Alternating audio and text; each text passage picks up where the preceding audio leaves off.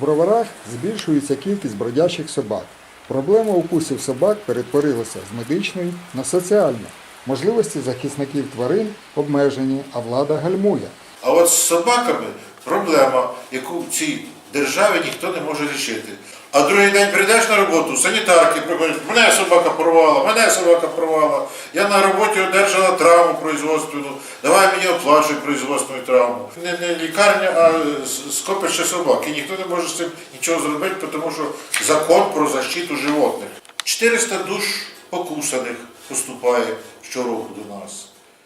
А бродячих собак не повинно бути. Если человека покусала домашняя или бродячая собака, человек должен обязательно обратиться в пункт неотложной скорой помощи, и ему назначают профилактическое лечение.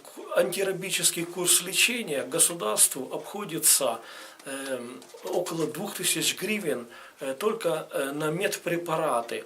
Поэтому все эти средства затрачиваются из местного бюджета и лечебного учреждения. Проблема с бездомными животными в городе нуждается в решении. Захисники тварин стверджують, що треба або постійно стерилізувати нові виводки, або створити у місті притулки для тварин.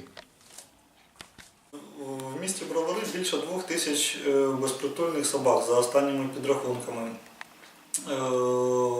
Це питання можна вирішити двома способами. Перший спосіб – це створення притулку.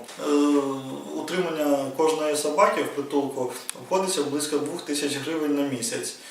Щоб утримати всіх тварин міста, це буде обходитися близько 4 мільйонів гривень бюджетних коштів. Тому рішення з притулком не є перспективним.